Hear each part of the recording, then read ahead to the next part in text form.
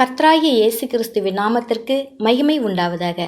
கர்த்தருக்குள் பிரியமானவர்களே, இந்த நாளுக்கான சிந்தனை பகுதியை நேரம் எடுத்து சிந்திப்போம். கர்த்தருக்குள் பிரியமானவர்களே, ஒவ்வொரு நாளும் நாம் அநேகரை வாழ்க்கையில் சந்திக்கின்றோம். ஒரு சிலர் நமக்கு உதவியாக இருப்பார்கள், ஒரு சிலர் நமக்கு உபத்திரவமாக இருப்பார்கள், ஒரு சிலர் காயப்படுத்துவார்கள், ஒரு சிலர் காயம் கட்டுவார்கள். அதை நாம் எப்படி எடுத்துக்கொள்கின்றோம் என்பதுதான் சவால். நம்மை சுற்றி இருப்பவர்கள் எல்லோரும் நம்மை சரியாக நடத்த வேண்டும் என்று நாம் எதிர்பார்ப்போமானால் நிச்சயம் ஏமாற்றத்தையே சந்திப்போம். நாம் சரியாக வளருவதற்கு விதவிதமான மனிதர்களையே தேவன் நம் வாழ்க்கையில் பயன்படுத்துகிறார். ஒவ்வொருவரும் ஒரு விதத்தில் நம்முடைய வளர்ச்சியில் பங்களிக்கின்றார்கள். ஒன்று, நம்மை ஊக்குவிப்பவர்களாக இருப்பார்கள், இல்லை நம்மை எதிர்ப்பவர்களாக இருப்பார்கள், நம்மை நேசிப்பவர்களாக இருப்பார்கள், இல்லை நம்மை வெறுப்பவர்களாக இருப்பார்கள். இப்படி ஒவ்வொருவரும் அவரவர் வேலையை செய்வதனால்தான் நாம் உருவாக்கப்படுகின்றோம் என்பதை நாம் அறிவதில்லை. நமக்கு எல்லோரும் அன்பாக இருக்க வேண்டும் என்பது மாத்திரமே தெரியும். ஆனால் நம்மை அவமானப்படுத்துகின்றவர்களால் நாம் பயனடைகின்றோம் என்பதை நாம் நிதானிப்பதில்லை. இன்று இதை பற்றி இன்னும் ஆழமாக ஒரு உதாரணத்தின் மூலம் சிந்திக்க நேரம் எடுத்து கொள்ளுவோம். ஆபிரகாம் லிங்கன் ஜனாதிபதி ஆவதற்கு முன்பு அரசு அதிகாரி ஒருவர் சில அதிகாரிகள் முன்னிலையில் அவரை குரங்கு மூஞ்சி என்று திட்டிவிட்டார்.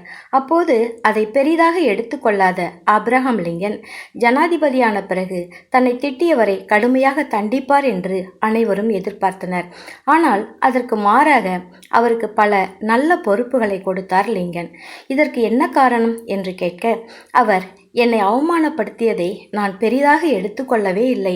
எனினும் அது என்னுள் காயத்தை ஏற்படுத்தியது. அந்த காயத்தை ஆற்ற என்னை மேலும் தகுதி உள்ளவனாக உயர்த்தி கொள்ள வேண்டும் என்று முடிவு செய்தேன். அதற்கான முயற்சியை தொடங்கினேன், உழைத்தேன். அந்த முயற்சியாலும் உழைப்பாலும் இந்த பதவியை இப்போது அடைந்துள்ளேன். இந்த பதவியை அடைய அவரும் ஒரு காரணம். என் நன்றி கடனை அவருக்கு செலுத்த ஆசைப்பட்டு இந்த கூடுதல் பதவிகளை வழங்கினேன் என்றார். ஆம் பிரியமானவர்களே, அவமதித்தவர்களை பழிவாங்க துடிப்பது அறிவீனம்.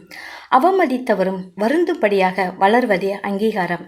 அவமானத்தை முன்னேற்றத்துக்கான மூலதனமாக்குங்கள். மனிதன் தனது மனநிலைகளை மாற்றிக்கொள்வதன் மூலமாக தனது வாழ்க்கையை வளமாக மாற்றிக்கொள்ள இயலும். மனிதர்கள் நமக்கு அவமானத்தையும் அசிங்கத்தையும் தரலாம். ஆனால் ஆண்டவர் நம்மோடு இருக்கின்றார் என்பதை உணர்ந்து அதற்கு பாத்திரமாக நம்மை வளர்த்து கொள்வோமானால் நிச்சயம் நமது வாழ்க்கை எல்லோரும் ஆச்சரியப்படும் அளவு ஆசிர்வதிக்கப்பட்டிருக்கும். உதாரணத்திற்கு யோசேப்பை கவனித்து பார்ப்போம். தனது சகோதரர்கள் தீமை செய்ய நினைத்தார்கள், ஆனால் அவனோ தேவன் செய்ததை நினைத்து அவர்கள் யாவருக்கும் நன்மை செய்தான். நாமும் இப்படிப்பட்ட குணத்தை வளர்த்து கொள்வோம். நீங்கள் எனக்கு தீமை செய்ய நினைத்தீர்கள், தேவனோ இப்பொழுது நடந்து வருகிறபடியே வெகு ஜனங்களை உயிரோடே காக்கும்படிக்கு அதை நன்மையாக முடிய பண்ணினார். ஆதலால் பயப்படாதிருங்கள், நான் உங்களையும் உங்கள் குழந்தைகளையும் பராமரிப்பேன் என்று அவர்களுக்கு ஆறுதல் சொல்லி அவர்களோடே பட்சியமாய் பேசினான் என்று ஆதியாகமம் 50:20 அவன் சொல்லிய வார்த்தைகளை நாம் சற்று நிதானித்து பார்ப்போம்.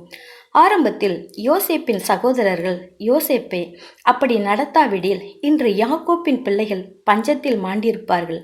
அவர்கள் செய்த தீமைகளை அவன் மனதில் வைத்திருந்தால் இன்று அவன் சகோதரர்களை வெறுத்திருப்பான்.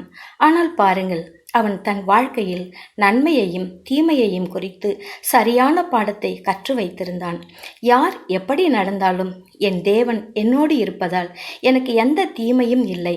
யார் என்னை வெறுத்தாலும் என்னை நேசிக்கும் ஒருவர் போதும் என்று இருப்போமானால் நாம் நமக்கு தீமை செய்கின்றவர்களுக்கு நன்மை செய்யும்படி தேவன் நம்மை உயர்த்துவார் என்பதை நாம் அறிய வேண்டும். உங்கள் வாழ்க்கையில் இன்று நீங்கள் ஒருவேளை இப்படிப்பட்ட நிலையில் இருந்தால் மேற்கண்ட உதாரணங்களில் இருந்து கற்றுக்கொள்ளுங்கள். தேவன் தாமே உங்களுக்கு கிருபையும் இரக்கமும் செய்வாராக. ஆமேன்.